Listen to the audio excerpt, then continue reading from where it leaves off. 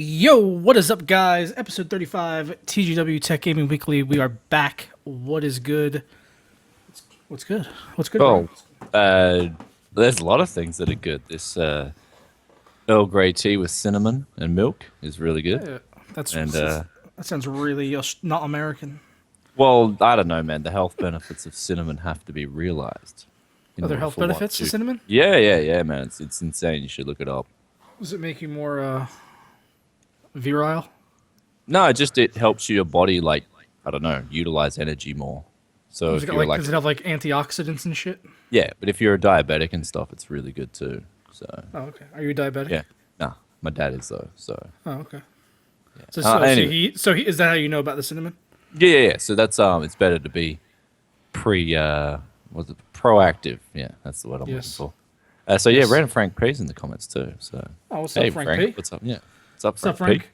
P? Oh, it's so funny that he was here because just before the show, I was thinking about putting my my swashing image that I have framed up of him on the stream somewhere.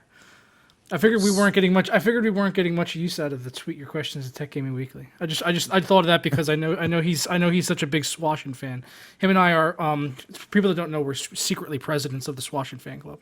I see. Epic X is actually our vice president. I'm not sure if he's in chat yet, but he is our vice president and chair. Okay, so you want to go first with tech pickups and personal news? Tech pickups, yeah. Let's see what I got. I got this. What is it? I got an IBM Model M keyboard. Are you ready for this? There it is. Oh, I can't see it yet because you're delayed. You can't see it. But you'll see it soon. Everyone else is seeing it right now. So Yeah. this is the hot shit Oh, right so here. you actually got the old school IBM. Oh yeah. So Oh, I yeah. guess How much did you pick that up for? tenner. $10? Tenner. That's a bargain, man. Yeah. Well, the thing is, these are the Okay, so usually like the standard ones that usually just use like the PS2 adapter or whatever, those things sell for like 125, 130 bucks. Yeah. These ones right here, this particular model, these use the RJ45 or RJS45, is it? The port.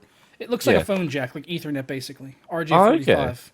Yeah, so now even if you can get adapters for these, but they don't always necessarily work, so I'm going to be doing a video with this, and the project is to get this working for PC gaming. And That's I have pretty to, good, I have, yeah. I've got to replace the controller in here. So I'm getting a controller, which actually costs more than this keyboard itself. The controller was 20. This keyboard was 10. So hopefully for 30 bucks, I'll get an IBM Model M that'll be working over PS2 for gaming. So that's the plan. Damn. Man, that is pretty good, eh? That's pretty good. And this one I found. I mean, a lot of the ones on there, they are clean. The only issue that I found with this one is that the left control key is loose and comes off. It doesn't really stay on there, but I mean, the way that it's set up, I could tape it on there or use some kind of adhesive, and it'll stay on pretty damn good. Well, yeah, you got to get that keyboard, man. Get it done. Yes. Buckling springs for the win. I've been searching everywhere at junk stores for those things, eh? Because I know sometimes It's I fucking, wanna- it's good. I want to see a day where someone at the junk store just puts it in the $1 bin, thinking it's an old keyboard. That's what I was looking for on eBay. A little bit of separation in here. It looks like this will actually click together. It looks like if I squeeze it hard enough, but it'll be loud. So yeah, Yes. but otherwise this thing is really clean. Like I'm Yeah, gonna that's- clean it with alcohol and stuff like that. But it should be a good project. Hopefully it'll actually work. That's a good pickup, man. I got some bargains. Hey, if you follow me on Twitter, I picked up these V-Motor. I've always been wanting to get a pair of V-Motor headphones, and so I found them for like $50. They're the Crossfade LPs, and I'm pretty impressed, man. Like V-Motor have, what would you call it, an elegant build design. Like if you pick these up, you'd think they're an expensive pair of cans. Like they feel really elegant. It looks nice. It looks like something that Batman would wear, like Christian Bale Batman, not like pussy Batman. Yeah, but the thing is, like good Batman. Well, that's what I mean. Like the Fidelio X1s and L1s have really good build quality. These kind of have like a different build quality. It's really nice, though. It is nice. It's something. It's prestige or something. It's pretty good. And then the sound coming out of them is really interesting. Eh? It's got like a little bit of reverb, but at the same time, it's still a warm sound signature. So I'm really liking these headphones because of that warm sound signature. Like I don't do treble when it comes to headphones. Like treble's the last thing I'm looking for, and these don't have much treble, so they're really good. Really enjoying them. So yeah, if people want to pick up a pair of headphones, like yeah, either that Fidelio L1s or these are really good too. So V-Motor makes some really legit headphones as well. That's all I can say. Other tech pickups as well. Like I got a Q3 HD or something, a Zoom. It's like a video camera and a recorder. I got that for like $50 with an accessory pack, and I was like, bargain. Oh, nice. Also picked up two P5Q motherboards, one in a junk case for $20. And it actually turned out the power supply was dead, so the motherboard's still perfect, and it's got like dual BIOS. I got another, it was a P5B motherboard. Got that for like $5. I got a power supply from that same store for $5 that actually works. And then I got a full-sized ATX case for $5. So I just been going ham, man. This place is like just packed with computer parts. Hey, like it's just filled with computer parts. So I'm gonna be busy. I've been busy over the last few days, just like cleaning this stuff. I actually have been taking some B-roll of it and stuff. But The actual store. no, not. Well, I've been taking some pictures of the actual prices that I've been picking all the stuff up for. But Yeah. I've been taking B-roll for stuff for upcoming videos because I'm going to make a heap of videos on it. So, and I'm thinking about making a new series as well. So, people love the used PCs, and I mean I'm loving it more than anything, man. I just love tweaking this stuff and creating value in something where there's not much value. So, Sounds like fun yeah. times. Oh yeah, and then I did this other project. I got Project Fail coming up as well. There's this one project I decided to pick up. Like, yeah, it is the biggest fail of a project. I decided to get this all-in-one monitor because I saw it at the junk store for like $150. 1080p CCL backlit monitor, and it's got all the hardware built into the back of the monitor. This is the Sony Vaio, like a 2007 model. And I'm like, well, that's great. I don't need all the hardware inside. I'll just take it all out, use the monitor, and then put all my own hardware in there, right? Put a new Z97 Broadwell I Pro Iris or whatever it is, just use that as a real mobile laptop kind of thing. And then I took the back off, and it was just like all proprietary crap everywhere. Like it's amazing. It's no wonder Vaio went broke. The actual Vaio division of Sony. It's no wonder these guys went broke. Just everything on this motherboard is proprietary. They've even got a different jack for the left and right speaker. So they were trying to be Apple. Yeah, they would. Man, they did one up on Apple for sure. Like I'm telling you, every single thing on this motherboard is proprietary. I'm just like scratching my head, face palm. This is just not going to work. So I just figured I'm just going to put another hard drive in it, put some more RAM back in it, and just ship it off, sell it to someone. So I just try and get my money back because it's just like the biggest fail of a project. So I'll make a video on that. But damn, man, like it amazes me because you wonder how much money they would have spent making all these proprietary connections. You know what I mean? Just so they could ward off people from trying to mod it, or what are they trying to do? Because the motherboard's proprietary. The motherboard even had a CPU socket and laptop memory. So a desktop CPU socket. This is back in like 2007, man. Wow. So, they were doing that long before now there's this big craze on fitting desktop CPUs into laptops. They were already doing that a long time ago. So it's pretty interesting. Yeah. So there were some interesting things that came out of it, but the proprietary nonsense, especially on the monitor, was the one thing that stopped me from doing it. It's like I'm not going to hack a little cable. Like the monitor cable is so tiny. I'm not going to hack that up and try and adapt something onto that because it'll just be a nightmare. Yeah. So yeah. So that's any other pickups? Oh, I mean, I'd have to think about what pickups I've got to get. You know what I mean? There's just so many pickups here. So. I was gonna say something. I did that mini ITX build this week, and I've been saying I was gonna do the 970 hybrid in there. Yeah. Take the reference cooler and off that and see if it fits. Now I'm still not 100% sure if it's gonna fit. But someone brought up a very valid point to me on Twitter. I can't remember the name, but he was saying, well, you're planning on traveling with it. Now, I mean, I know you said, I've said that it's fine. I've checked with the airline as far as traveling with the desktop PC. That's not an issue.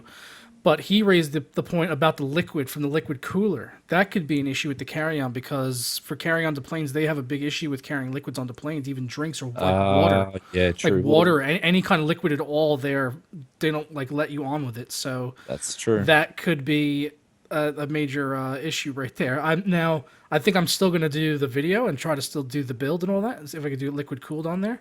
But I don't think that traveling with it is in the cards at any point. Yeah, Actually. do not. Yeah, put that thing carry on only, man. Do not like. Yeah, you'll end up having something busted for sure. Yeah, I'm gonna want. So I think what's gonna end up happening is I'm gonna travel with an air card with my 970 air card, play it safe with the TSA. Put the water. Yeah, you put the water cooler in the bag if you want. No, I'm not even gonna bother. I'm just not gonna bring it. I mean, unless it really gives me that much benefit. I mean, right now it runs fine. It's still overclocks fine. It runs warmer. Obviously, it runs like 70 to 80 degrees. It's warmer, but it's not really a big deal. It's not like stop breaking anything, really, is it? Nah, exactly. Yeah. I mean, I could even get the same OC on my CPU. The temps are just way too friggin' high. If I put the same if I put the same OC on my CPU without not being on water anymore at the 1.35 volts, 4.9 gigahertz, it was like instant 100 degrees Celsius. Yeah. Instantaneous. Oh yeah, and for those guys following me too, I did bring the RAM stick back from the dead. I spray painted it with like 7 different kinds of paint. Stripped the paint off, and the RAM stick works. And there's a little bonus as well. So I got that video coming very soon. Why would you spray it with paint? Because I just want to see, like if you're on a budget and you just got a black can of spray paint, can you just mod your PC parts? That's just a curious question, I thought I don't know. I thought maybe you had some kind of inside knowledge as a method of bringing memory back from the dead is that you have to spray it with paint 7 times and then strip it off. No. I was like, that's a really weird fix, but I would not put it over you. Some of the things I've seen you do. Oh, man, this is going to be crazy, this video, so... I don't know. You're like the only person that is not, adverse to like grabbing like a scrub brush out of the bathroom and taking it to a motherboard. Like, well, that's just a daily occurrence. Now you're getting on my... That's just a daily occurrence on Tech Yes City. Well, that's what you're going to see with this RAM stick in a video, so... Confirmed, Brian's going to clean it with a toilet brush. Anyway, first topic, you want to get onto it? Yeah, so look out, guys. Microsoft shifts Windows 10 to recommended update automatic download. Now, this is something that I actually bumped into a few days ago when I was not a few days ago, probably a week ago when I was when I was building the $250 PC. Now, I noticed when I tried to update my computer and I had it to scheduled updates, it wouldn't work. But then you change it to automatic updates and everything magically works again. So I think Microsoft are now pushing recommended updates on their Windows 10. And it's annoying for me. I really don't like the fact that you have to have recommended updates on. And I mean, I don't know. I like the fact that you could install when to choose choose when you could install your updates, but now you can't. Microsoft's just going to push for that. So yeah. I mean, there's not much to it except that it's just Microsoft just forcing their hand. It's like well, I don't like it because it seems like it's going to constantly be in people's face, and I feel like I would almost accidentally update to Windows 10 and not even realize it. I mean, well, I probably wouldn't, but just general casual users that maybe don't really want Windows 10 may accidentally upgrade without realizing it. Yeah. Well, this is the thing, though. This is what I'm talking about, though. If you even update from 7 or 8.1, which I did, I updated from 7, and you have it on, just schedule my updates. Ask me, choose whether to download and install them or not, and then you update at 10, it retains that setting. The problem is, in Windows 10, your updates won't work. So you have to change it to recommended in Windows 10. And it was annoying. So, I don't know. The whole, Windows 10 thing is kind of starting to get really annoying because they're just not giving you the flexibility or the options anymore. Well, yeah, because they want Windows they don't want Windows to be an operating system anymore. They want Windows to be a service. And they want it to be a service that every person on the planet is reliant on so that they can keep getting money from us. Yeah. And, I mean, it's a smart business model. It's a good idea for making money. It's what loads of companies do. Just look at Netflix. Many people lives, that's just integral part of their lives. Now they just think of it as, part of their lives. Something they need, like electricity or a phone or cable or internet. It's, it's just another thing. So they want Windows to be like that as well, I think. Yeah. Well, it's just for me. That's why they're trying to force everyone into it. That's why I'm still on Windows 8. And I was joking with you earlier. That's why I'm still on 8. Is that now I wouldn't have to update because I don't get updates anymore. Yeah. Well, the biggest thing the part timer said in the comment section, 10 is better than 7 when you have 2 screens. Not better than 8.1. That's the biggest issue I'm having with 10 is the multi-monitor support. 8.1 had the best so far. It would remember where all my desktop icons are. I could customize it on different monitors. Now, every few days, my whole screen will reset, and everything will reset, and then I've got, my desktop icons all back to the, default setting, and it's annoying, hey. So I wish Windows 10 would fix that and remember where your icons are saved, or maybe if someone in the comments section knows where a fix is. And actually, I've got to ask the audience. I'm going to use up my Ask the Audience card. Is the audience ready for a question as well? I have a power supply that has no SATA or no Molex connections. Now, can I split a PCIe connection? Can I split that with a splitter and then leech a SATA or Molex connection off that through a converter? Yes. You can? I think you can, yeah. Yeah, like if someone's actually tried it before. I've seen the Molex get used to power PCI, so I don't see why that wouldn't work. Yeah, it's just the other way around though. I'm using the PCIe connection to power the. That's why I think it'd be okay. Yeah, it's just I want to know if someone's done it before, if they know someone who's done it before and it works, because obviously I don't want my stuff going up in smoke. Yeah. So. I think it'll be okay. Are they both 8-pin connections on the power supply? They're 6-pin PCI. Okay, both. So on the power supply where it connects into the power supply, though, is it 8-pin or 6-pin? Oh no, they're just it's full. Like, it's non-modular. Yeah, non-modular. Oh, okay. Gotcha. It's non-modular. It's just got it's got is a 8-pin, a 4-pin CPU, a 24-pin, and there's just got a lot of PCIe connection.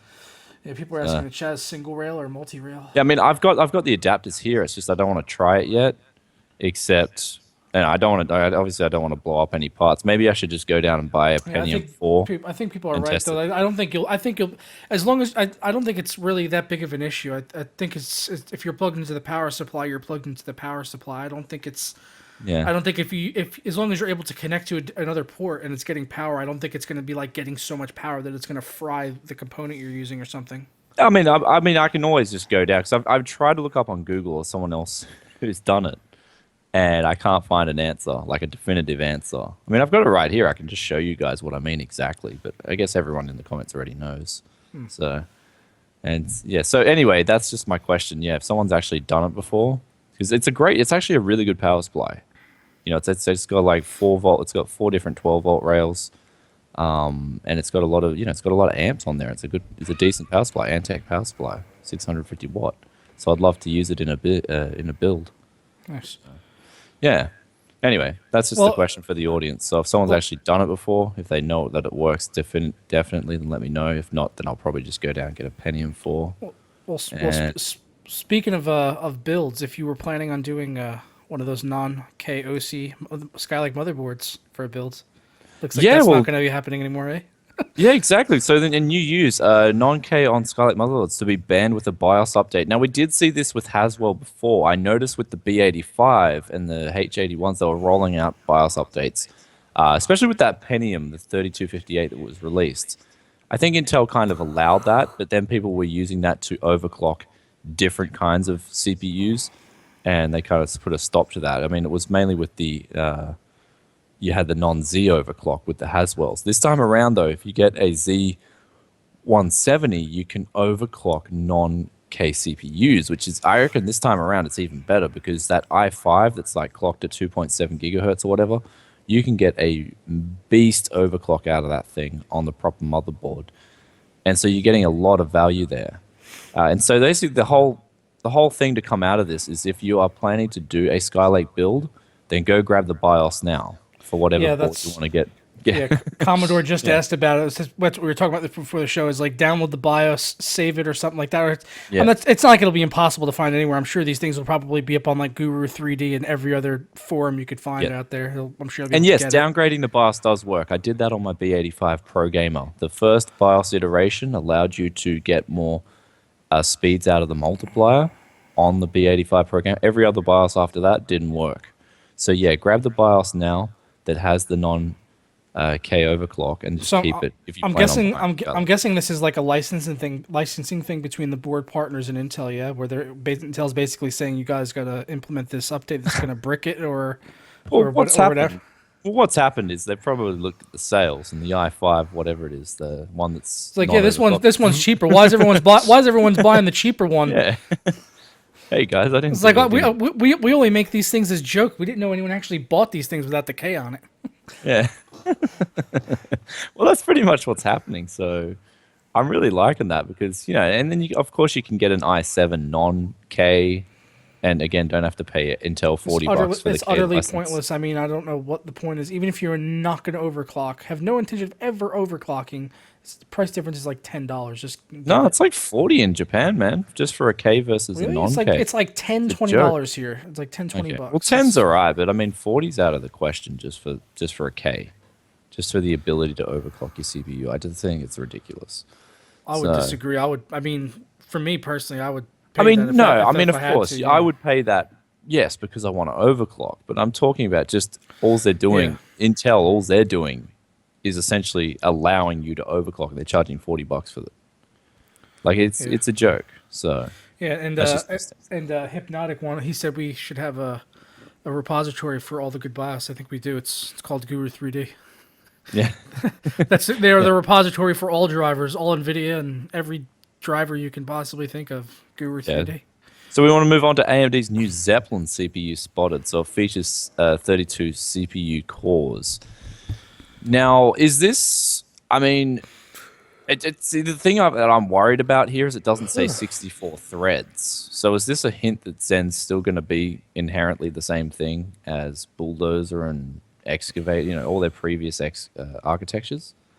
Because it says here 32 cores. So they got a whopping 32 core CPU coming out. It's going to hit the market. Apparently, it's been spotted. And apparently the specs are really good. Except that what worries me is that, yeah, you got 32 cores. Are they still going with the old school 2 cores, 1 FPU? So that worries me. Because I do not want that to hit the market again. Because I feel, AMD have to really get back onto an SMT type architecture and compete with Intel head on. And especially gamers kind of need that as well. So if anything, I mean, does look impressive. I'd just like to know more about it. And so, is it 32 core, 64 threads? That would be impressive. That would be really impressive. That's a lot of cores. That's an obscene amount of cores. I'm assuming since it's AMD that Yeah. they're all going to be slow as shit. I don't know. Like that's what I mean. It's that this is the first piece of news that actually worries me in relation to Zen. Yeah. So and based on the new architecture. It concerns me for the other thing is just like that many cores. I'm just thinking they're going to have really weak single thread performance again this time around. It's something Intel's always beating them at, and that's what I wanted to see Zen do. I was really hoping for Zen for strong single threaded performance. That's what I wanted to see. If they don't do that, then it's not going to be much point in me using it. Well, that's what I hoped as well. I hope with the Zen CPU releases, especially for the consumer line, they get something out that is just, it comes close at least to Intel. I mean, I don't expect, I've said this before, so. If they're coming out like a 32 core, consumer grade $200 processor, I would make the assumption in my head before even jumping on it is probably not great. Just 32 cores at that price, no. Well, that's what I mean. So this actually worries me more than anything. So yeah, it's concerning. Yeah. So anyway, if you guys have, so it does say there though, AMD teases a new 32 threaded CPU. So, maybe they just made a mistake with the naming, 32 Zen cores. So I don't know if Tweaktown's made a mistake in the actual wording of this article, if it's actually a 16 core, 32 threaded CPU, because it does say 32 threaded CPU underneath the title. So I'm hoping it's the latter, the 32 threads, not 32 cores. Yeah, that would be So just to do like a little bit of it would make a little bit more sense. yeah. So I mean that's that. I'm looking forward to seeing what AMD offers, not only in the consumer market but also in the server segment and the business segment. So, and I actually picked up a server motherboard as well. So I'm actually learning a little bit more about memory and stuff like that.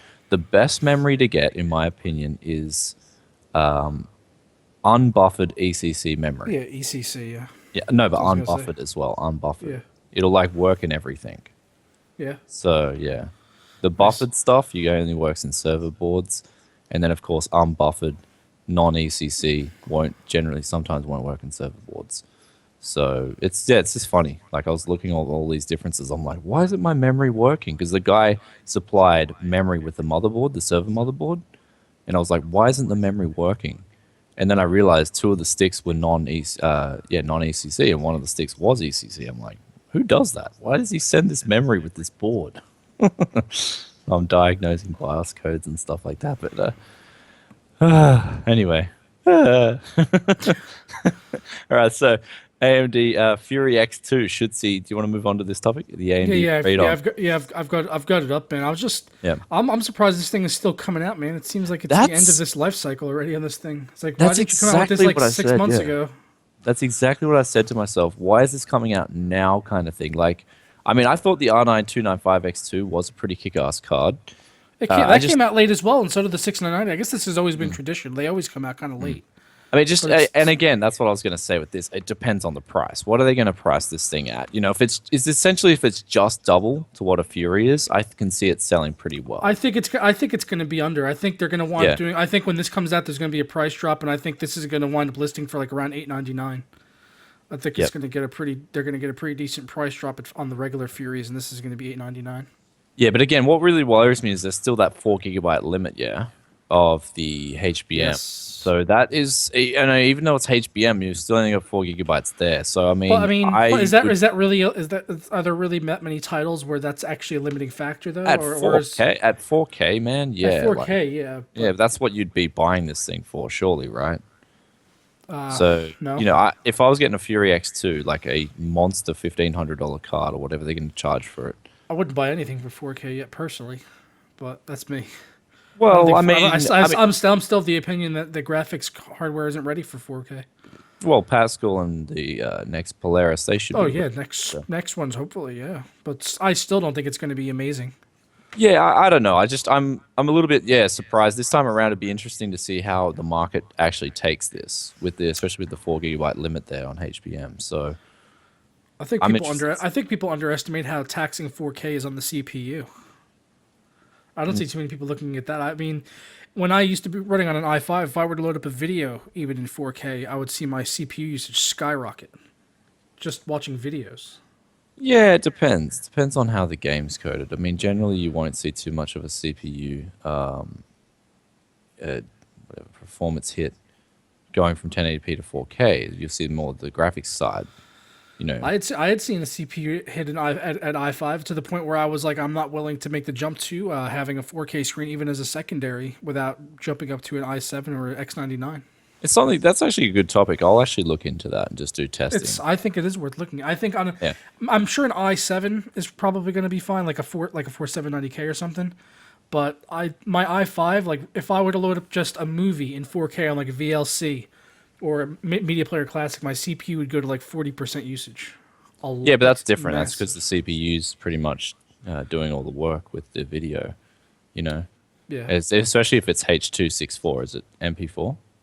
I don't remember. This was, Yeah, it was but ages. I mean, probably the no. It was probably CPU MKV. It was likely MKV, if anything. But as long with gaming, the graphics card's doing a lot of the work when it comes to processing the picture. It'd be So, something. I think it would be CPU something to is look at though, processing. just to see if the CPU is affected just by having Yeah, a 4K it's- screen connected. Exactly, I will look at that. It's actually something that I will. I love. See, my channel's all about trial and error. Like instead of just saying the he say she say, just go and test it. Yeah, that's actually a good idea. Because I know like I've looked at the only thing I've looked at with it so far really is like video memory. This 4K screen takes up about 500 megabytes of video memory just connected at a desktop. Just at a desktop. At You got a 4K. 58K, you got no problems. Yeah, I guess. So yeah, anyway, guys, you can expect this to be released. Is there an actual release date for this, or is it just tampering? No, this is it's tweaked out, so I wouldn't believe it anyway, even if there was one. Okay, so I mean, this thing should be out when it's out. I mean, the sooner the better. I hope they bring it out in the next month because it needs to be released pretty soon, especially with the rumors of the next gen cards coming out. And if it is too late in the cycle, especially with that 4 gigabytes on board there, I think a lot of people are going to skip this time around. So that's just my opinion on the Fury X2, even though it's going to be one hell of a card. Like, it will be a beast card. I'm curious to know what they're going to cool it with this time, because I do believe one small radiator, I think they'll be going to a 240mm radiator. Because, so? yeah, 120 won't be enough for two of these things, man. That'll start cooking. Even the radiator will start getting overwhelmed. 120. Oh yeah, they get friggin' hot, man. Yeah, but a 120 you'll just get overwhelmed, dude. It won't be able to handle that. When I had my 970 hybrid, when I installed it, the way that the fan connects for it is a little weird. It actually connects to the card itself, and it wasn't secured, so the fan never turned on. And I didn't realize that my temperatures were insane, man. When I felt the tubes, like the water that had been running through it was so hot, like really hot, like super hot. super hot. Yeah, exactly. Super hot. But yeah, let's we're gonna get burning through these topics, man. Seagate faces class action lawsuit over 3 terabyte hard drive failure rates. Boom. So I've been saying for a while, look guys, I do not really use Seagate hard drives. I mean, I have been using them in the used PCs because they've been like $10 a pop. Yeah. Down where I could get a Seagate hard drive for. But in general, in my workstation and in my main rigs, if I'm buying a hard drive brand new, I do not use Seagate because of my experiences in the past.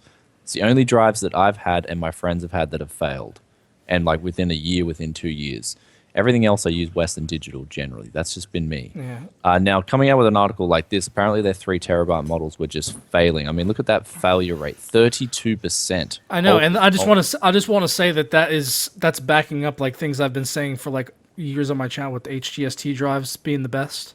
Well, I mean, you could just see it right there. That's just a lot of that. A lot of that was based on like some data from back in like 2012, and I'm just glad to see that this updated now with Backblaze is actually holding up true to that.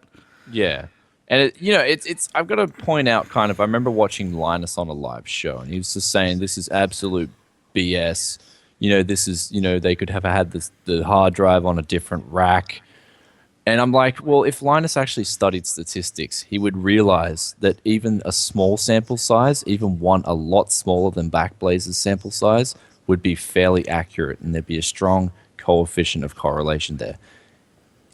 I believe this data that they're releasing, they've got no reason to. Oh yeah, and the most of their of their drives were Seagate drives, and it still had the highest percentage, not just the highest number, but the highest percentage, also by a shitload. Yeah, so I got to point out our good old friend at Linus Tech Tips on that one. I'm sorry, but I got to point him out and say that he was wrong in saying that this, statistics like this are generally pretty solid.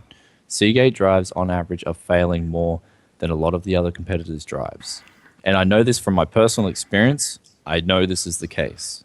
They also slow down. I've had one in my system for about 2 years, and it's slowed down so much. Yeah, I use it. I literally only use it now to store movie downloads. That's it. That's it. That's all it does now is movies and music. Just sits there. So otherwise, it's like I'm just too afraid to put anything of value that I wouldn't want to lose on there. Yeah. So, I mean, I don't know, but I mean, like, I'm sure there's people out there who have got Seagate drives and they've ran for a long time, and I know that's the case. I had Western Digital black drives that were running for like 8 years a pop. I mean, yeah, sure, there's going to be drives you should expect your drives to run that long. There's no reason why they shouldn't. It's just, there's a lot of people out there that get Seagate drives. Even my mom, man, she had a Seagate drive and it just crapped itself suddenly, just dead. All the data gone. That doesn't usually happen with mechanical drives. Yeah, that's what happens with SSDs, not mechanical drives. Yeah, and I just love. She was like, "What's the problem?" I'm like, "Oh, Mom, is there a Seagate hard drive in there?" And she took it out. She's like, "Yep, it's a Seagate, Brian." And I'm like, "Oh, face palm." There's your problem right there. So I just like, yeah, just you see go what down. happened is you got a Seagate where you should have it where you should have an HGST. Yeah, you should have a Western Digital. Go get the HGST. Yeah, so that's just me. Look, I've been using Western Digital hard drives. I had no problems ever. So one thing to come out of this though is to keep a fan on your hard drives. Always keep them cool. Make sure they don't get too hot. Because they are just like any other component. They are susceptible to damage from heat. So keep that in mind with hard drives. That's one thing you have to keep in mind. Yeah. So anyway, and also our boss as well. My boss at work. He's at a school. He's got a heap of we have a crap ton of hard drives at our work, and he stays away from Seagate too. He made the joke to me actually, don't buy Seagate. So anyway, so even a filthy casual like him knows that Seagates are crap. But he's not a filthy casual, man. He's educated. he's a doctor in science, like computer science, man. Yeah, like nice. He knows his tech. So it's funny. He's my principal. He's my boss. It's funny how we're both at a school. And techie people. Yeah. I don't know. Anyway, so this next one is pretty interesting. Microsoft just acquired Swiftkey for $250 million, which at first I was just like, oh, they bought a keyboard app for $250 million. That seems like a bit much for a keyboard. How amazing is this keyboard? How amazing could it possibly be? But they really are actually buying it for its AI application. It uses AI, and I guess they see some value there. And they make the assertion in the article, and it seems accurate. You can tell me what you think. Is that they want to use it for different applications? So I'm thinking Skynet. Yeah, I mean, well, I think Google would be the one acquiring it for Skynet. I mean, Microsoft acquiring this is probably with their Cortana. I mean, it would go hand in hand with that. Oh, You know man, that. Cortana is already so much like that anyway. It's like this is going to be this. I'm telling you, man, this is totally Skynet. If you watched the Sarah Connor Chronicles of the Terminator, you'll remember that Skynet actually formed because they had acquired the Turk, a chess playing computer, which was then adapted to being artificial intelligence, which eventually became Skynet.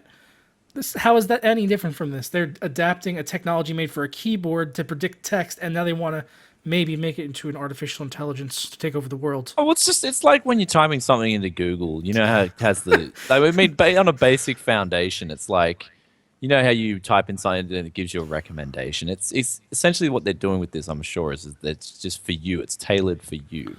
So it's just an AI for typing. I don't know. 250 mil is a lot of money to pay. Yeah. So I guess they see value in it, man. I guess they see value when no one else does. I mean, the Minecraft acquisition, I wonder how that's going for good old Microsoft. Unfortunately, as was just pointed out into the chat to me, is, I didn't even realize I did this, but I asked you to react to this, so now we actually owe the Fine Brothers $250 million ourselves. Oh, did you? Yeah, that's the stupidest piece of news I've ever seen. We are going to be in arrears on TGW for quite some time trying to bring that up current. Yeah, they're trademarking, so reactions, which are a normal part of everyday life. They've backed out of it. They've backed out of it now, though. Okay, yeah. Well, they lost the huge backlash. Why don't they keep going? Well, they backed out of it, and they basically said that they had good intentions, but there's really no way for them to prove that, so they're just gonna stop it. And they've also said that this was actually I thought a gesture of good faith, is that they are ceasing all claims that they've made against any channels that did post React videos. They're not going to be challenging them anymore, like copyright claims. I don't know. That's just the stupidest piece of news I've heard all week. That was pretty up there. Well, it was. Hey man, we're going to be talking a little bit about EA, man. They tried to trademark the word ghost. Well, so why fighting. Why wouldn't it be out of the realm of possibility for them to trademark the word React? PlayStation just tried to trademark the word Let's Play. I mean, it's getting a bit stupid with trademarking dictionary words. They want broad terms that just are socially accepted as meaning general things. People are trying to apply to brands. It's like I'll just I'll trademark the word the. Hey man, everyone's got to pay me money every time they speak.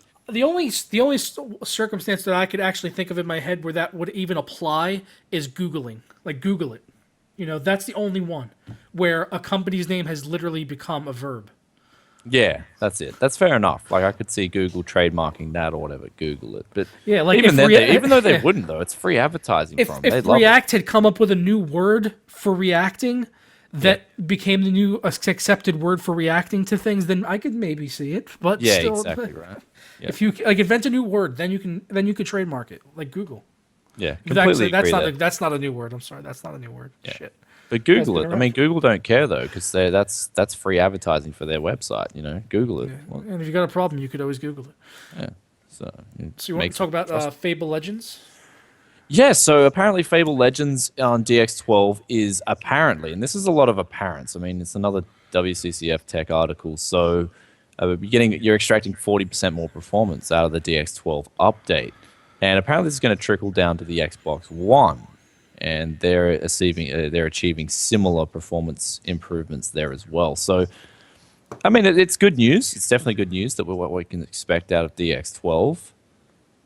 And I mean, if we can expect to see on average like a 40% increase in titles going forward, that's a pretty nice jump. I would be happy with that. I mean, especially for maybe games that are getting DX12 updates, people that may be having trouble running them, they instantly get a 40% boost in performance just through an update.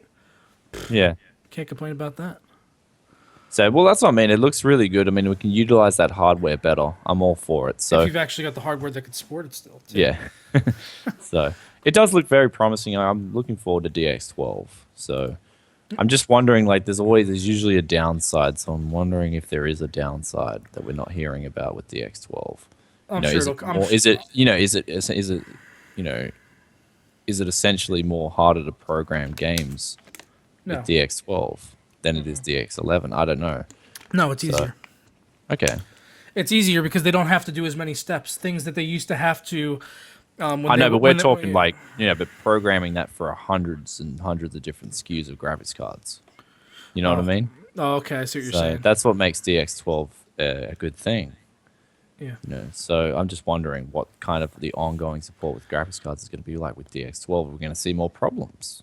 Something I'm worried about. I think we'll see less problems. Personally, I think it's going to make it. I think graphics are going to be less cumbersome. And that's what it seems like. The purpose of DX12 is making it less cumbersome. So it seems like everything should be easier in theory. Yeah, true. But like you said, compatibility could be a concern. Well, that's what I'm worried. Yeah, I'd love to see a guru talk up on that. That'd be interesting to see. Like a guru about 3D applications, someone who actually programs the drivers. like a guru 3D. Yeah, like a guru 3D. That's it. There you go. Yeah. We got there in the end, didn't we? I see what you did there. See what I did? Yeah. All right, so Rise of the Tomb Raider Sly Fix found. Yes, offering 95% SLI slide less SLI slide SLI.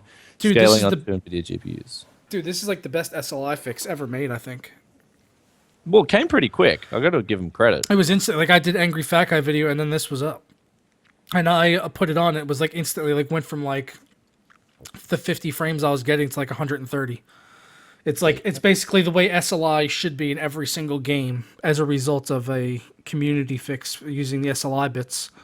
And actually, in a method I've not used before, I've used NVIDIA Inspector changing SLI bits, but the way that they utilize the undefined areas, I've actually never had to do that before with the title. So it's something I wouldn't even have thought to do.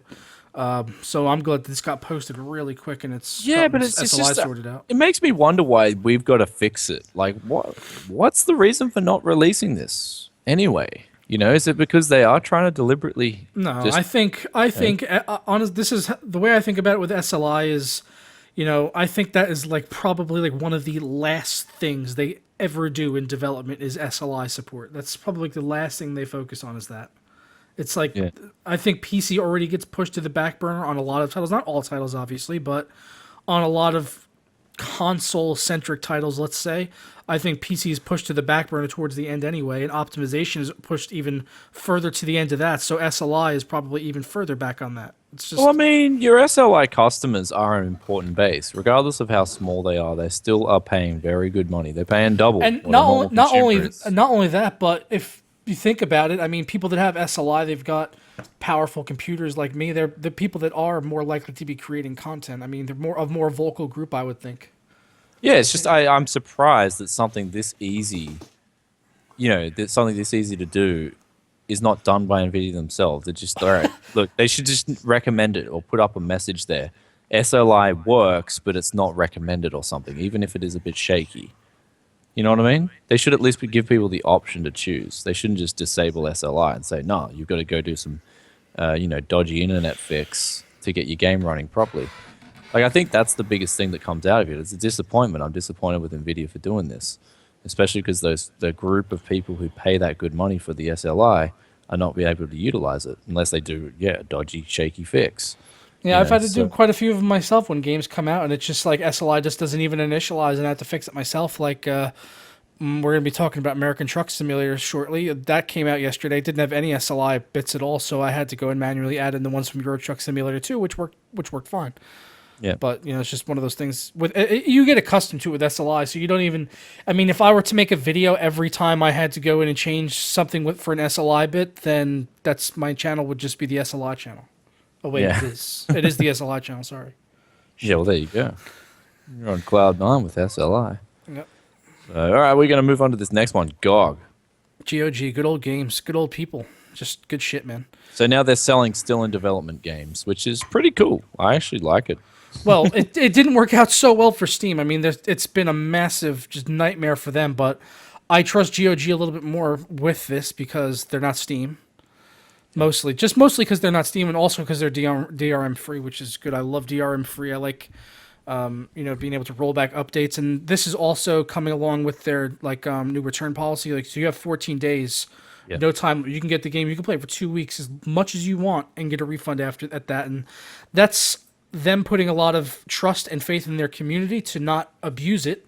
And I think people would do the right thing. It seems like Steam doesn't want to put trust in into their user base, but GOG is, and that makes a lot of sense that they would. I think that's going to buy a lot of faith in people too. Well, that's it. I mean, I think I would love to get some early access to some of the games that I'm really dying to play, none of which are unfortunately on this list. But I mean, if something comes out that I really want to play, then I would probably head over there and buy it early. Because some games... it's not. No, it's not really. That's not really what... It's more for like a crowdfunded... Like, not like crowdfunding, how Steam has like Steam Greenlight? Yeah. It's kind of more akin to Greenlight-ish, where they're going to be bringing in titles that maybe might not be on the platform otherwise. Okay. You know what I mean? So they're going to be bringing in titles like that. So that's why a lot of people are concerned, because that's led to a lot of issues with Steam, because they just let anything on there. Yeah. At first, it seemed like, oh yeah, people are gonna have to vote on it and all this crazy stuff. It was like, no, now they just put out anything. Like, people are just doing asset flips. People just buying assets for engines, and then they just release that. They don't do anything with it. It's been abused. So hopefully GOG will be different in that regard and not be Steam. Well, it's just I really like early access to games, even if it's in beta or even sometimes in alpha. I mean, there's 2 games in the past that I've played in beta, and I've really enjoyed it. Starcraft 2 being the most recent, the Legacy of the Void. I got that for I pre-ordered it, and I got the early access, and I really enjoyed it. My friend pre-ordered it too. We're playing 2s, and really good. And then before that was Heroes of New Earth. I remember when I got that in beta access, that was so good. I was just like, wow, this is what Dota should be. And it was so good back when it was. So I believe in early access to games. I believe it can work if it's done right. I don't mind paying for it. So I don't really care. Like, if it's a game that I'm really looking forward to, actually, Ashes of Singularity, I'd love to get into that, especially with the DX12 support. The only thing I'd love to give that a whirl. So I'd love to try that. The only issue I ever have with early access is that I will play a game on the early access to the point where I'll get burnt out on it, so that when it actually does come out, I won't even want to play it anymore. I think a lot of people have gotten with that with DayZ. I mean, just think how long that's been on early access. It's forever. Like, when the game finally comes out, who's even going to care anymore about DayZ? It's like, no one cares about this anymore, man. It's like Rust, burnt out on Rust. Played a shitload of Rust, don't even care anymore about it. It's like, oh, it's out now? I thought it's been out for 3 years. I've been playing it forever. Yeah, that's pretty long. It's a long time. I'm exaggerating the 3 years a little bit, but it's been a long time. It's I think at least 2. A long time. I've gone through 2 to 3 generations of computers on Rust. I used to play it on my laptop, and I've had 2-3 computers through that game. So yes, that's a long time. It's been a while. Yes, maybe 6 months max would be a good time frame to give early access to your games. So I'll say a year. I'll give them a year.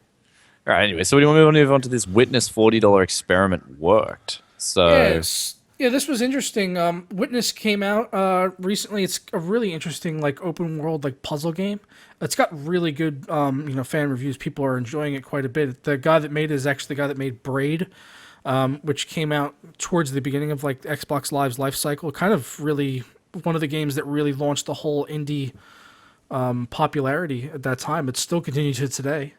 So he made. I mean, this is his follow up, and it's got a lot of people are buying it, but it's $40. His previous game was only $15. And going through this article, I was honestly in agreement with him most of the way through, because he was saying we shouldn't. I don't want to devalue myself. I feel like it's $15 makes people think that he makes not stuff that's not that great. But then he goes into talking about piracy and how that played into it as well, and that's where he completely lost me. Because he actually makes a claim that 90% or something, 80 to 90% of people are pirating PC games. Not if you know what you're doing. I tell you, that's a load of crap. You look at a game like Starcraft, you just throw it out there, Legacy of the Void. You tell me how many people have pirated that game, I'll tell you it's not 90%. No way. 80 it's to more 90, like the other. It's ridiculous. I'd say it's the other way around. 90% have bought the game, and 10% have pirated it. And then So, they've yeah. probably gone and bought the game after they've played the campaign and realized, I want to play some multiplayer. So they've got to give some value added. I mean, you can't just give people a reason. If all you're releasing is a single player game, that there's no value there to go buy the game, then people will pirate it. Well, yeah, So, like going back to like this, he was saying like that made a lot of sense. Was he was talking about some games actually come like he thinks they come out now at $60, but these companies actually intend for them to be on sale relatively quick and selling them for like $20-$30. yeah. And think about how many times we see that where games come out from like Square Enix or whoever on Steam, and then like 2 months later you can get them for like $10. Yep. And you have to think, is that what they always valued the game at in their heads? Because what message does that send to people? And that's that. And he's saying that's not going to happen with Witness. He doesn't plan on putting this game on sale anytime soon, or at least not big ones like that. Not like he's not going to do like a half off sale a month from now, because then he feels like he's telling people that the game wasn't actually worth $40 to begin with. Well, I think he's going to have a hard time selling this game as well as the previous if his previous game was $15. I mean, the perceived value of... Well, he's not having trouble selling it, though. Well, that's the thing. For me, I wouldn't buy it, though. I'm like, well, your previous game was $15. The perceived value there of me paying 40, it's like this game's got to be over two times better. It is though. It's much bigger, much grander scale compared to what his last one was. I don't think the $40 thing. I don't have an issue with it here. I think the $40 in this game is a pretty reasonable price for the amount of content you get. I've been playing it, and the game's incredible. Okay. It's great, and he makes amazing games. The only thing I had an issue with really was the piracy, because he makes the claim that 80 to 90% of like, okay, so if you take a game, like any game that comes out, he's saying that 85 to 90% of the overall downloads for that game will have been pirated downloads versus actual sales. So I wanted to do some research on that because it sounded ridiculous, and sure enough, it was. There was a thing on Forbes a while ago, back in 2013 actually, where there was someone that had claimed it was 10%, and they thought that sounded ridiculously high. And in their results, they found that was high, and it was much lower than that. 90% of people are just downloading this game like for free. It just sounds stupid. It does sound. Yeah, so in 2013, 10% was a high estimate, which was proven to not be accurate.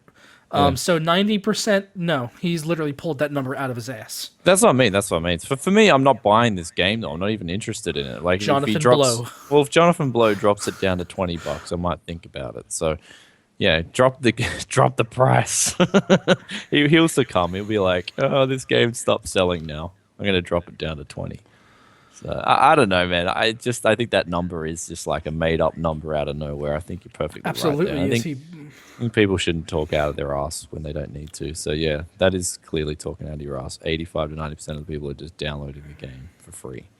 90%. That's man. He must not have much of an opinion of the human race. That's a lot of pirates, man. I bet you. He'll probably come out with another article being like, "No, I meant like 90% of people's downloads are free. Like they're not paying for the data." It's like imagine if they said that back in like the 1700s. Oh yeah, 85 to 90% of the boats in the water are pirates. It's like, no, they're not.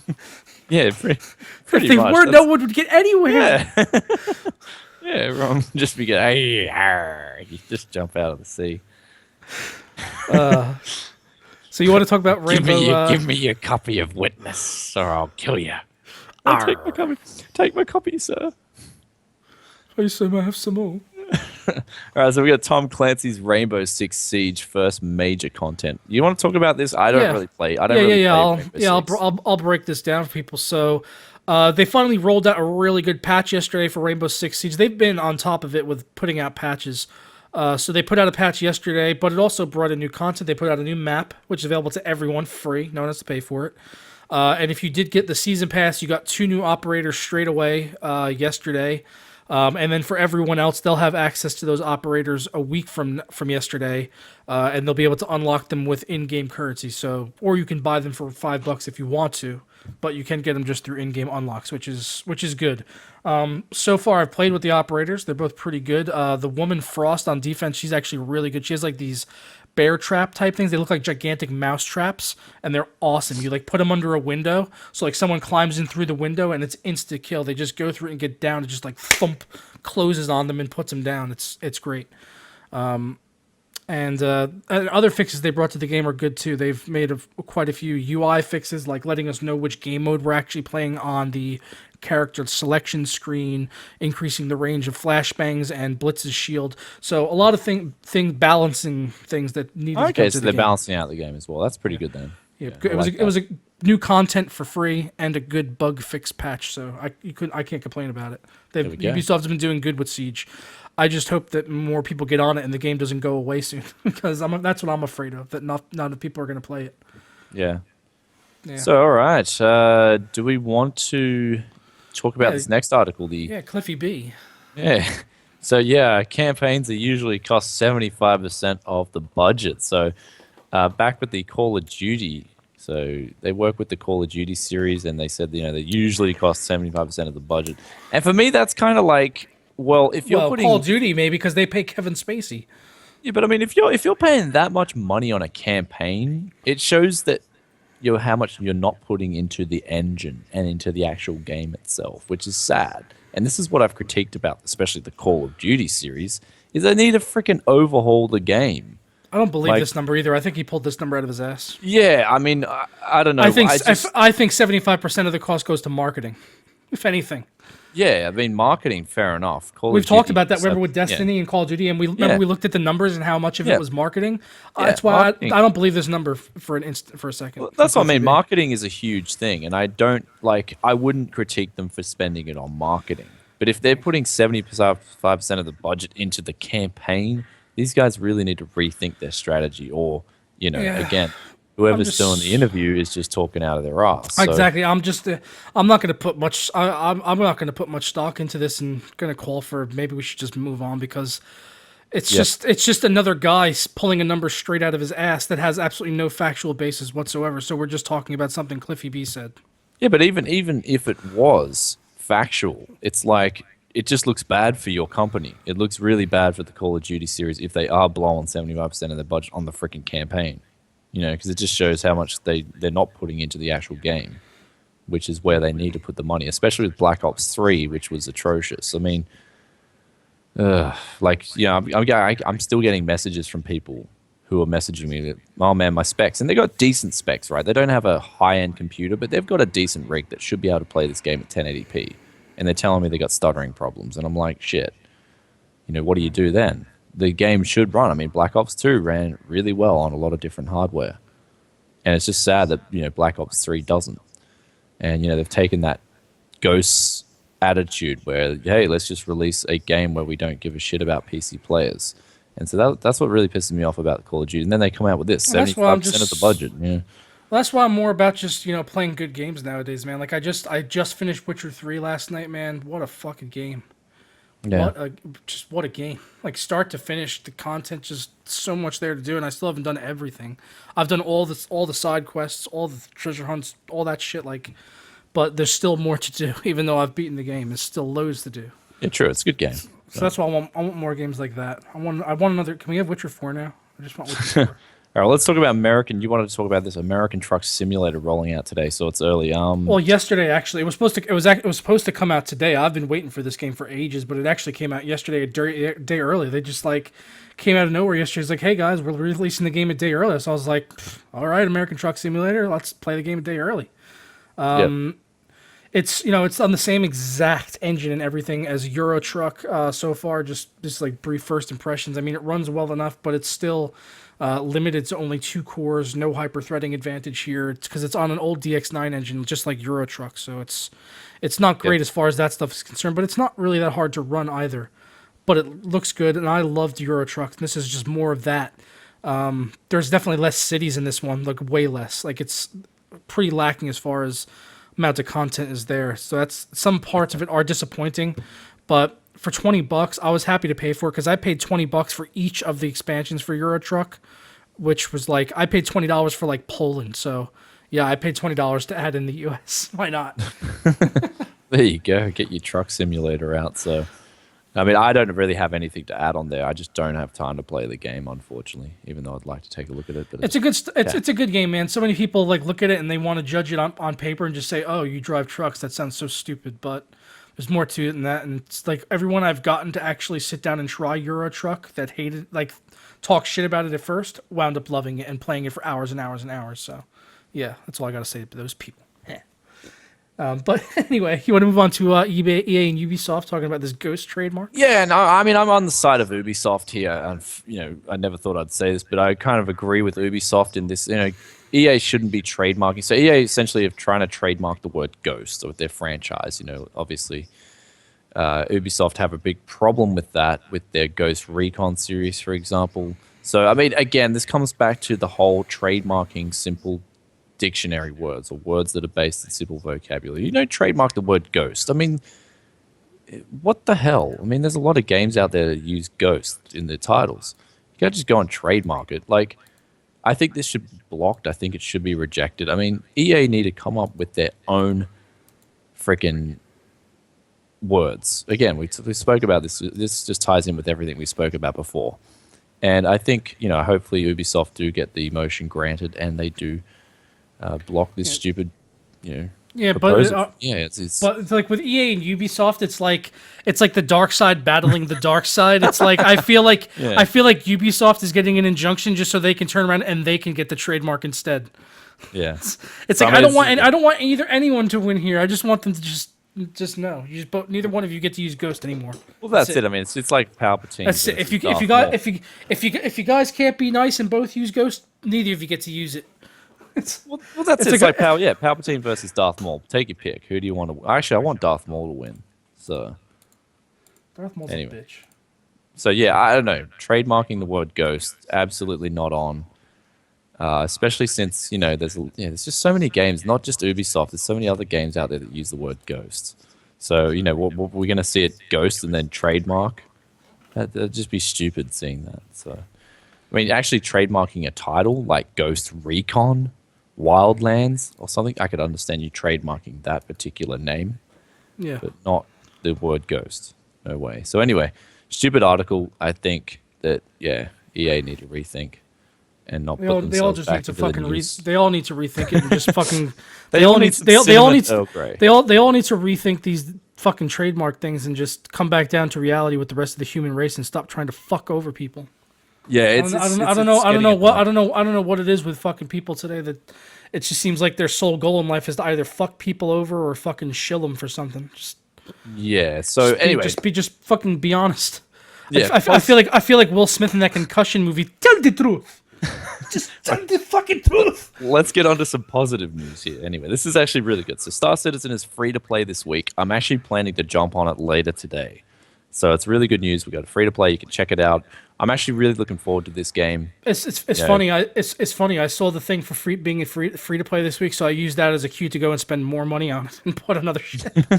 Well, I mean, look, it's coming now. It's starting to actually come out. It's I'm really looking forward to this game. A lot of people have been hyping it up for so long. It does look amazing. It does look legit, and I hope it. Yeah. I picked up the Mustang. I've got I had the Aurora, and now I've got the Mustang as well. So got a couple of basic ships, nothing crazy. It's not like a $15,000 collection of ships, but I got some ships. Yeah, so it's more positive news, guys. If you want to go play Star Citizen for free, you can play it this week for free. And I will tell you that it's been ages since I've been on it, and SLI is doing a lot better. When I first loaded up, there's some flickering for like maybe 5 seconds. I think it's just textures loading in, but then it goes away and it's fine. SLI scaling is pretty decent. There are some of the hubs where like the CPU, I think it's bottlenecked maybe there, or it could be like just their server side stuff with like because of players being there.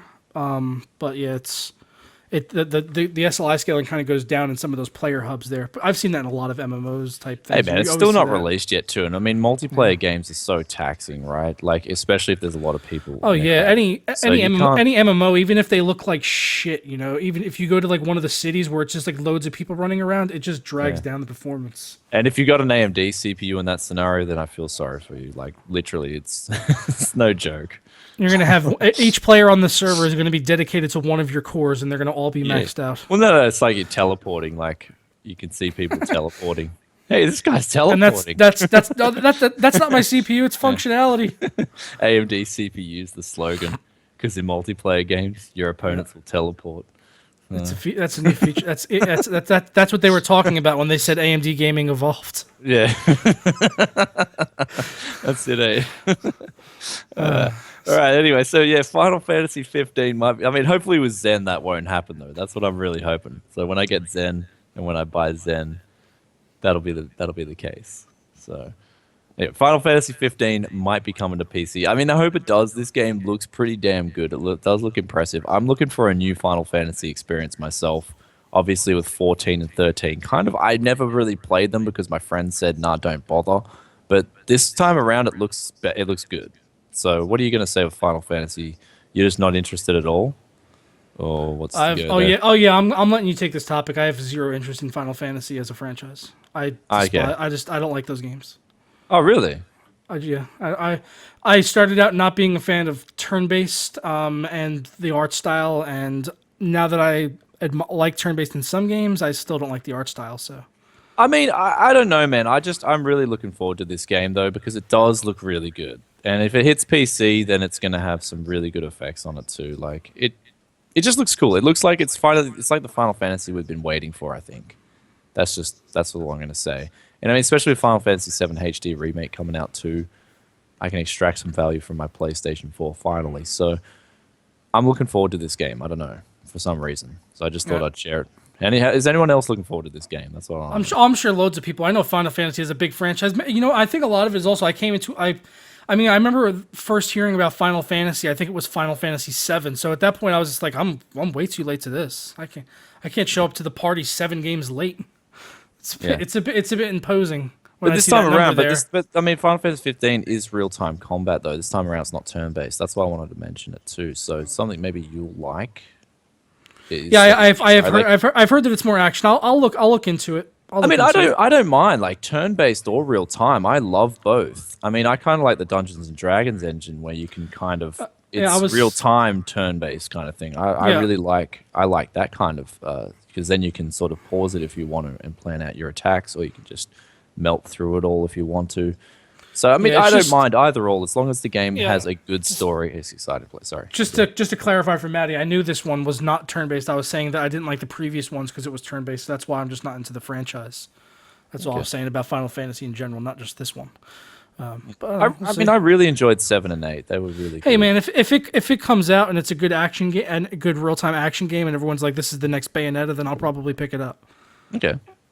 Because that's pretty much my benchmark for action games like that, like action-y combat type games. It's Bayonetta basically. If you're not as good or better than Bayonetta, I don't have time for you.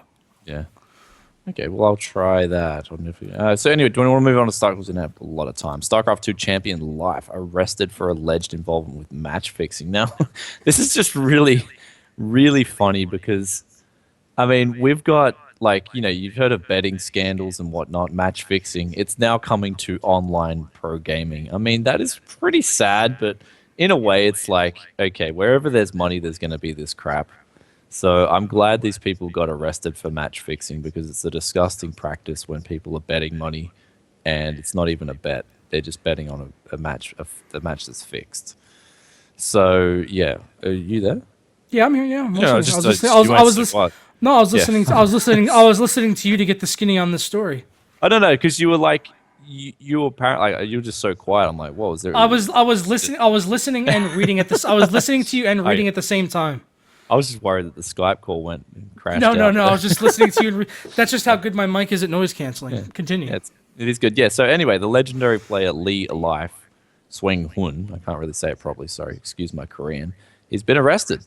So I don't know what the charges are. I don't know what the sentencing will be, but I'm actually going to follow this because I love playing StarCraft 2. Legacy of the Void has been a breath of fresh air for StarCraft 2 for quite a while. I think they implemented a lot of good units. They changed the game up, kind of like what Brood War did to StarCraft. And I think they've got that right this time around with Legacy of the Void. It's just added that dynamic to the game where you can go this strat or this strat or this strat and it's viable. You can do a lot of different strats with the same race. And so I'm really following StarCraft 2, and it's just funny that this match fixing thing comes up. And it's interesting because there's lots of money in esports. And I mean, you probably hear about this kind of thing happening in Dota 2, although Dota 2, you've got a whole team of 5 people there. That would be hard to pull off. So I guess the moral of the story is if you're going to bet on video games, bet on teams more so than individual players. Because I guess it's easier to match fix with a single player. So, anyway, do you have any thoughts on this?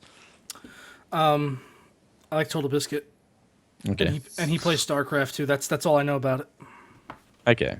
Well, I remember I played Husky way back, and me and my friend, we played him in 2s, and we beat him pretty bad. He got destroyed. No, anyway. Yeah. So, next story. Starcraft is it like Company Heroes? It's just real-time strategy, man. You don't know Starcraft. It's like the reason I know Starcraft, but I've never played it because I just thought Koreans played it. I didn't even know it was out in America. I thought it was only out in Korea. Okay. I'm kidding. StarCraft 2 is really good. It's really good. StarCraft Brood War was really good as well. Dota 2, I like all these games. They're all good. They all require skill if you want to be good at the game. CS:GO, it's up to you. I mean, it depends on what your formula is, right? A lot of these games out there that are really popular do require skill. And if you got skill, that's why I like a game that requires skill, not some auto one click. And that's why I didn't really enjoy Batman. I'm probably going to cop a lot of hate for this. But I didn't really enjoy Batman Arkham Knight because it was just me running around pressing punch all the time. It's just because Arkham Knight sucks.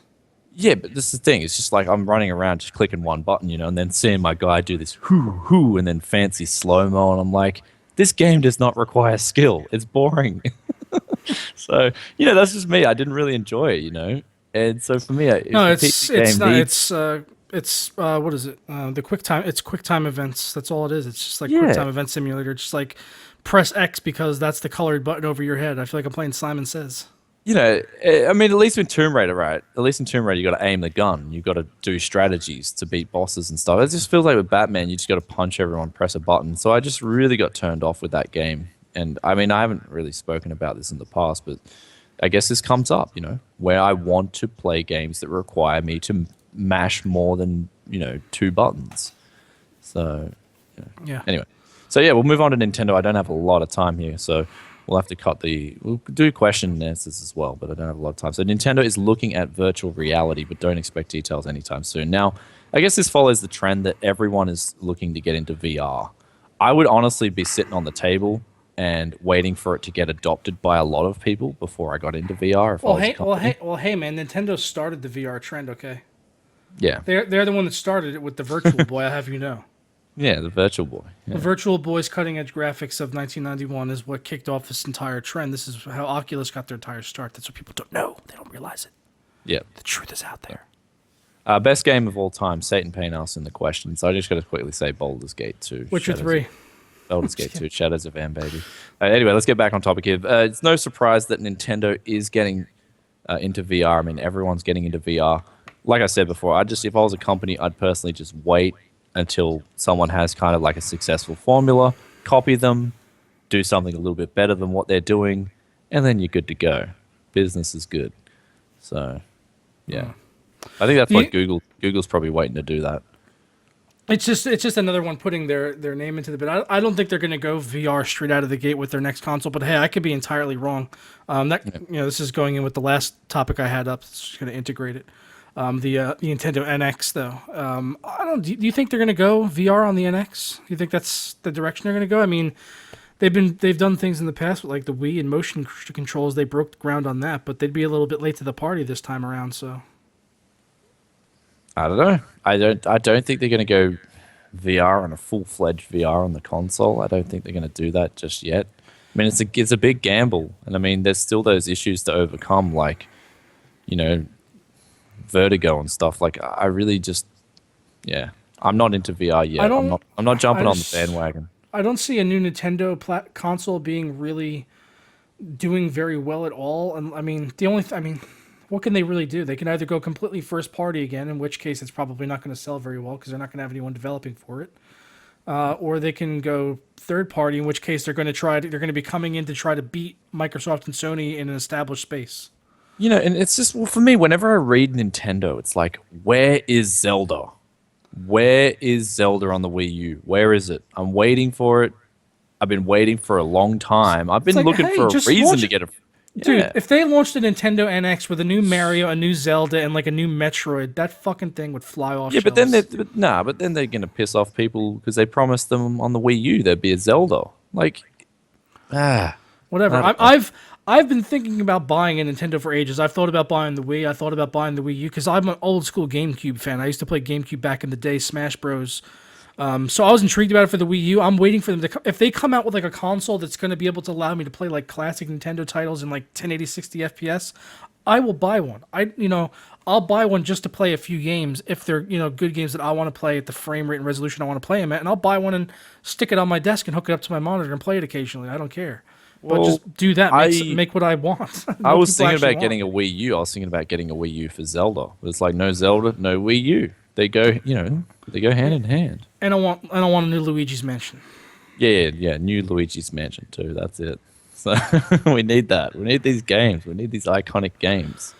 Yeah, and a new Mega Man too. Like, give us some iconic Mega Man, games. Metroid, all that stuff. Yeah, stop making these runabout, beat around the bush games. Get the real games out there. That's what they need to do. That's all they need to do, and they'll start selling consoles too. I'll buy it just for those exclusives if they're awesome. So They just need to stop beating around the bush. Let's go to questions and answers. yeah, we don't have long. I already had one. Someone wanted to say why the 5820K and not 5930K with more PCIe lanes because it frankly doesn't matter whatsoever unless you're planning to do 3 or 4-way SLI, and I'm not. So I've Yeah, I done mean, for it. 28 lanes is still a huge amount of lanes. Like It's that's more than enough. You could still do 2-way SLI and an M.2 and throw in a network card, and you'd be fine. Yeah. Not to mention, the 5820K is a beast. It is a legit beast. It is the 5930K to me is like the GTX 980 of the Intel lineup right now. It's just like there's no reason to get it. It's just like it's in a weird place. It's just like either get the one lower or the one above. Yeah, so that's it. That's me too. I think that as well. So, yeah, actually, I've got a server build coming in where I'm going to be putting 2 LGA 771 CPUs in a server board. So it's going to be like $100 8-core. There you go. Someone just nailed it in the chat. They were saying GoldenEye. I was thinking that. I was like, yeah, fuck. If they actually put out a new GoldenEye game that was good, I'd play it. They tried remaking GoldenEye with like modernish graphics, and Activision just screwed that up. It was horrible. It was so bad. So They just need to bring back the old levels and the same level design and all that. yeah. Actually, I got asked if I ever done a socket 775 to 771 mod. I'm going to do that. That's like right on my list. I've got these 2 775 boards here, and I've got Xeon CPUs coming in. It's happening, and I'm going to make a video on it. There's actually one CPU that I've found. It's a 1366 CPU, and it's an absolute bargain at the moment. And no, it's not the 5650. Like, it's an absolute bargain. So I'm going to pick it up. I'm going to test it first. And I've actually been snapping up a few of them because they're like $20 for an 8-threaded CPU. It's a beast. So I'm going to pick them up, and then I'm going to make a video on it because I don't want them, like, I want to pick up the deal before everyone else does. So I got what is the meaning of life? The meaning of life is to relax, play video games, and not care about things. The meaning of life. The meaning of life can be answered in one word. Gavin. Linus. Oh, Linus Tech Tips. Okay, yeah, that's the meaning of life. I mean, I personally wake up every day and I live for Linus. I mean, I live for Linus. I breathe for Linus. I drink for Linus. I stroke it for Linus. I mean, it's all about Linus, man. It's all about Linus. Okay, anyway, so do my students watch my tech videos? Yes, some of them. WTLD. What would Linus do? No, WWLD. Here you go. So best GPU for $150. I'd go secondhand, man. I mean, like after trying used parts, I got asked what best GPU for $150. I'd be going with used. Like, I just picked up some really good deals. I mean, you could probably get like a 7970 overclocked edition for like $130, and that thing will kick ass in today's games. So really, just try. Really just try and get a good graphics card used if you can for $150 because you pick up something really good. So actually, the GTX 760 eBay is the way to go for that price bracket. Like if you're like, for me, if you're spending under $300 on a graphics card, I would look at eBay first. Yeah. So Yeah, okay. I got asked if I like my MSI 390. Yeah, I love it. It's one of, like I said before in that video, like when I compared it to the 970, both those cards are really good. And the R9 390 from MSI is the first AMD card that I've really liked in a long time. And that's saying something from me. If you guys have followed me for a while, you'll know that I've tried a variety of different AMD cards over the past few years. That's the first card that I'd be happy to keep. And I actually have it. I've got the GTX 970 back here. That's out of the test bench. I'm sticking to my word. I'm using the R9 390 in that test bench. I'm enjoying it. It's actually a really nice card. So I can recommend it, the MSI variant. I haven't tried the other variants, keep in mind. So I can't speak on their behalf. Except the Asus Strix. That was pretty good, except it was a bit noisier than the MSI variant. Which is better, the Xeon 1231 V3 or the i5-6600K? I would go with the 1231 V3 because the motherboard and the associated DDR3 RAM is going to be cheaper. Like, it's a bargain. When you get that CPU, you can use the stock cooler. You can, and it comes with a better stock cooler than the actual consumer grade, a better fan at least anyway than the consumer grade Intel coolers have. So anyway, 1231 V3 definitely gets my vote. It's such a good CPU. Yeah. So, yeah. I'm not seeing any more questions in here, and I know you got to get to work. Yeah, so I got to wind it down, get to work. So yeah, we got to get out of here, guys. Lots of good discussion. So you guys make sure you join in next week for TGW. I'll be having some videos coming out hopefully soon. I've just got to this room is a mess. Yeah, I'm going to be working on a Witcher 3 video, I think, for tomorrow. It's already like halfway done, so I may as well just finish it. And then, I don't know, I'm going to try to find a big project to do for this weekend. I like doing those. Like, I did the mini ITX thing last weekend. I did the dad plays a couple weeks back. I like doing that on the weekend since I don't really post videos too much. Just like find like a big project to do for like a Monday release. It's a lot of fun. And I don't know, I find like I enjoy the videos more that way. Like that mini ITX build, I must have watched back that intro like 500 times. Yeah, there you go. Fucking good stuff. It was good stuff, man. I liked it. It's your mini ITX on. I liked making it. I liked building it. I liked watching the video. It's good stuff. There you go. All right, but yeah, we are going to go ahead and get out of here, guys. Episode 35 in the books. Brian's got to get to work with that amazing shirt, and we will catch you guys. Amazing sweater, vest. There you go. And Swash. I just realized I've had Swashing up there the entire episode. I totally forgot about that. Totally forgot about my Swashing pick that I put up there at the beginning of the episode. All right, we will catch you guys next week. Ta-da!